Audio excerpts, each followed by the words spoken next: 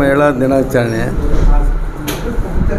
ಅದರ ಅಂಗವಾಗಿ ನಮ್ಮ ಜಿಲ್ಲಾ ಕಾಂಗ್ರೆಸ್ ಮಹಿಳಾ ಕಾರ್ಯಕರ್ತೆಯರು ಮತ್ತು ಅಧ್ಯಕ್ಷರು ಕೂಡ ಒಂದು ಸಭೆಯನ್ನು ಮಾಡಿದರು. ಜೊತೆಗೆ 2024 ಲೋಕಸಭೆಯ ಕಾಂಗ್ರೆಸ್ ಪಕ್ಷದ ಅಭ್ಯರ್ಥಿಯನ್ನು ಗೆಲ್ಲಿಸಬೇಕಂತಕ್ಕಂಥ ರೀತಿಯಲ್ಲಿ ಪೂರ್ವಭಾವಿ ಸಭೆಯನ್ನು ಮಾಡಿ ಚರ್ಚೆಗಳನ್ನು ಮಾಡಲಾಯಿತು. ಹಾಂ,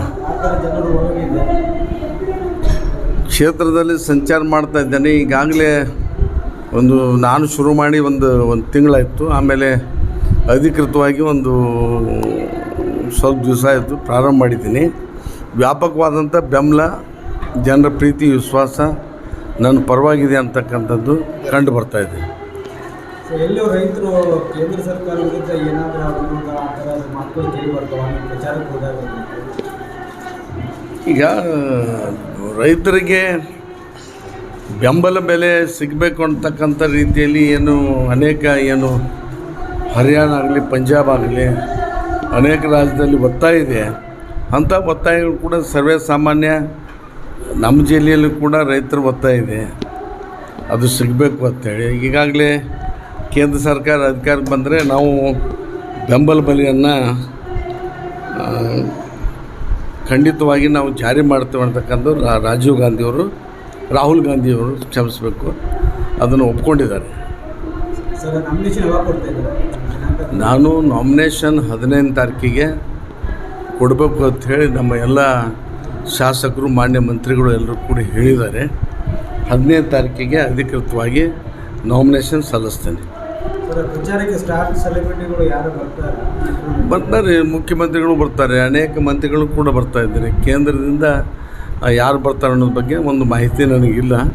ನಮ್ಮ ಜಿಲ್ಲಾ ಉಸ್ತುವಾರಿ ಆಗಿರ್ತಕ್ಕಂಥ ಸನ್ಮಾನ್ಯ MB ಪಾಟೀಲ್ ಸಾಹೇಬರಿಗೆ ಮಾಹಿತಿ ಇದೆ, ನೀವು ಅವ್ರ ಬಳಿ ಆ ವಿಷಯನ ಕೇಳ್ಬೋದು.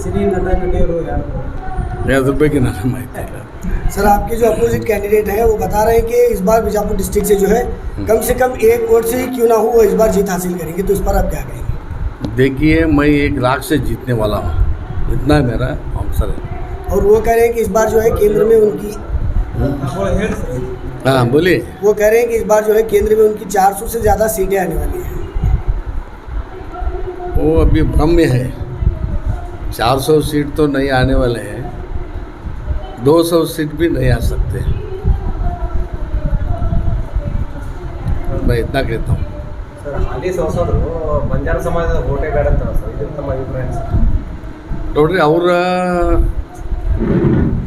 ಪ್ರತಿಕ್ರಿಯೆ ಬಗ್ಗೆ ನಾನು ಏನು ಹೇಳಲಿಕ್ಕೆ ಬಯಸೋದಿಲ್ಲ. ಆದರೆ ನನ್ನ ಅಭಿಪ್ರಾಯವನ್ನು ನೀವು ಕೇಳಿದ್ರೆ ಬಂಜಾರ ಸಮಾಜದ ಓಟ್ ನನಗೆ ಅಗತ್ಯ ಇದೆ.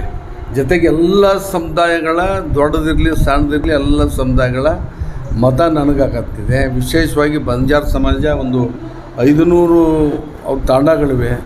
500 ತಾಂಡಗಳ ಎಲ್ಲರಿಗೂ ಕೂಡ ನಾನು ಅತ್ಯಂತ ನಮ್ರತೆಯಿಂದ ವಿನಂತಿಯನ್ನು ಮಾಡಿ, ಕೈ ಮುಗಿದು ಕಾಲಿಗೆ ಬಿದ್ದು ಪ್ರಾರ್ಥನೆ ಮಾಡಿ ನಾನು ಮತ ಕೊಡಿರೋದು ಅವ್ರಿಗೆಲ್ಲರೂ ಕೂಡ ಕೇಳ್ತಾ ಇದ್ದೀನಿ. ಸರ್, ಸಾರ್ವಜನಿಕರು ಈಗ ಮಾತಾಡ್ತಾರೆ, ಲೆಫ್ಟ್ ಒಬ್ರು ಕೊಟ್ಟಿದ್ದಾರೆ, ರೈಟ್ ಒಬ್ರು ಕೊಟ್ಟಿದ್ದಾರೆ ಅಂತ ಇದ್ದಾರೆ ಸರ್, ಇದಕ್ಕೆ ತಮ್ಮ ಅಭಿಪ್ರಾಯ ಸರ್?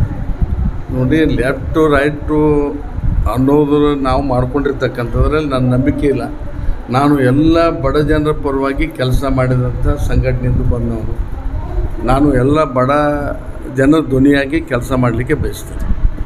ಸರ್, ರೆಸ್ಪಾನ್ಸ್ ಈಗ ಮೋದಿಯವ್ರ ಗಾಳಿ ಅಂತ ಇದ್ದಾರೆ ಸರ್, ಇಂಥದ್ರಲ್ಲಿ ತಮಗೀಗ ರೆಸ್ಪಾನ್ಸ್ ಹೆಂಗೆ ಆಗ್ತಾಯಿದೆ ಸರ್ ಮತದಾರರು? ನೋಡಿ, ನೀವು ಹೋಗ್ರಿ, ಈಗ ಯಾರು ಗಾಳಿ ಎತ್ತಿದ ಗೊತ್ತಾಗ್ತಾ ಇದೆ. ತಾವೆಲ್ಲ ಮಾಧ್ಯಮದವ್ರು ಇದ್ದೀರಿ, ನೀವು ಕೂಡ ಪ್ರವಾಸ ಮಾಡಿರಿ. ಬಿಜಾಪುರದಲ್ಲಿ ಏನು ಅಲೆ ಇದೆ, ಏನು ಅಭಿಪ್ರಾಯ ಇದೆ, ಸ್ವಲ್ಪ ನೀವು ತಿಳ್ಕೊಂಡು ನಂಗೆ ಹೇಳಿದ್ರೆ ಒಳ್ಳೆಯದು. ನಾನು ನಂದೇ ಹೇಳ್ತೇನೆ, ನನ್ನ ಪಕ್ಷದ್ದೇ ಇದೆ ಅಂತ ಹೇಳ್ತೀನಿ.